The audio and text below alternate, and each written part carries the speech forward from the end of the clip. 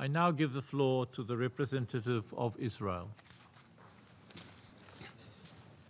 Thank you, Mr. President. Today, the United Nations has taken another step backwards, another step away from advocating for truth and justice. Almost exactly 1 year ago, in this very same room, this body adopted the shameful resolution 2334. It was a resolution that had the audacity to try to designate Israel's presence at the Western Wall, at Judaism's holiest site in Jerusalem, as a flagrant violation of international law. Those words pierced the hearts of Jews everywhere. They mocked the generations of Jews who prayed toward Jerusalem for thousands of years. They belittled the ancient declaration of the Jewish people that states, "Next year in Jerusalem." Yet, here we are again. We still find ourselves fighting the same battle for truth and morality. Those who voted for today's resolution have only reaffirmed the UN's decades-long double standard when it comes to Israel. They are guilty of blatant hypocrisy. Every other country in the world has the right to designate its capital city. But when it comes to Israel, somehow this most basic national right is questioned and condemned. We thank the United States for staying loyal to the truth and vetoing this absurd resolution. President Trump, Vice President Pence, Ambassador Haley, and the entire administration proved that the United States does not back down from what's right. They continue to advocate for real dialogue and a hope for peace in our region. The Palestinians, however, have once again displayed a disturbing trend. Every time the prospects for meaningful negotiations emerge, the Palestinians run away. Every time there is a chance for hope, the Palestinians sabotage the effort. All too often, the international community only makes it worse. In 1947, the Palestinians rejected Resolution 181.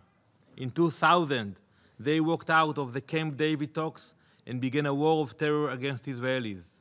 And in reply to Prime Minister Netanyahu's repeated offers to negotiate, the Palestinians have just one response: give in to our demands or suffer the consequences of incitement and violence. The American administration is now working tirelessly to revive negotiations.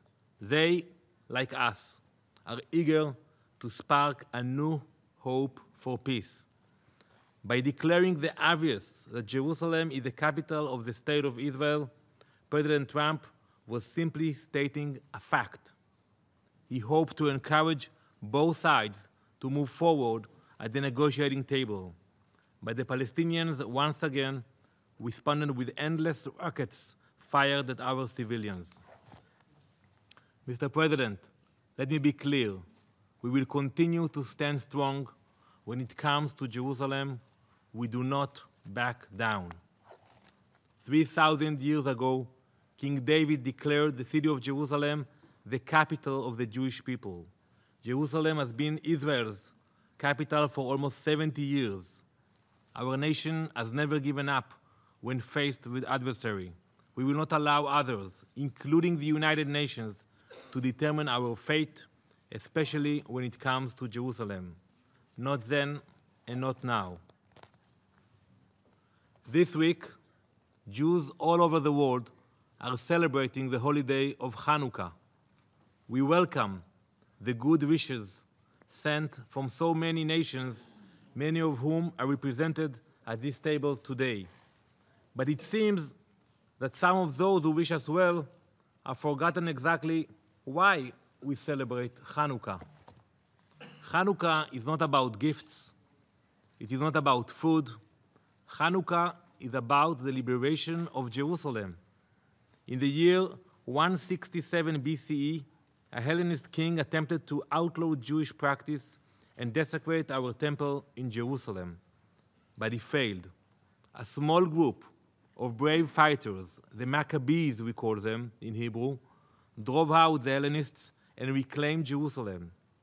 That is what we are celebrating. That is why we light the candles.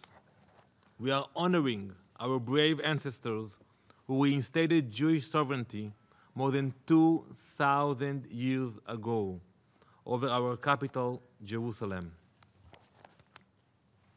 History did not always turn out that way for our people. Just 100 years after the miracle of Hanukkah, our temple in Jerusalem was destroyed. The Jewish people were exiled from Jerusalem, but the connection between Jerusalem and the Jewish people was never broken. It will never be broken, not by the Romans, not by the Babylonians, not by the Ottoman Turks, not by the British Empire, and not by the United Nations. Today, even as our adversaries are once again seeking to delegitimize our presence in Jerusalem, the Jewish people will prevail as we always have. Mr. President, we have heard hateful statements from some world leaders over the past few days. Statements from countries that continue to be hostile to the Jewish people and to Israel. From leaders of nations that throughout history restricted Jewish prayer at the Western Wall. Even as late as 50 years ago, Jews were denied access in the Western Wall.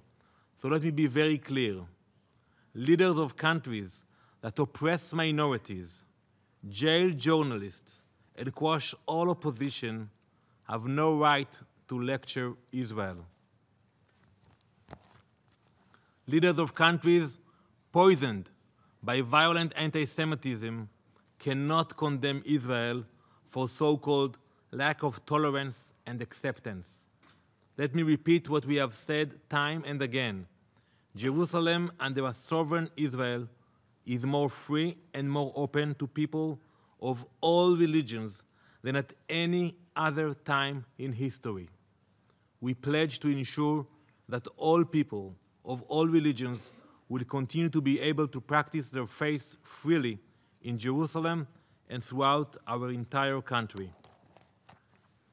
Last year, at this council, you voted on Resolution 2334. I held up a Bible and reminded all of you of thousands of years of Jewish history and presence in Jerusalem. This year, with another resolution attempting to deny truth, we will fight back once more. Members of this council can vote again and again, hundreds and hundreds more times to denounce our presence in Jerusalem. But you will never succeed in changing the Bible. You cannot rewrite history. Not long ago, the Lubavitcher Rebbe, a wise Jewish leader, called the UN a house of darkness and lies.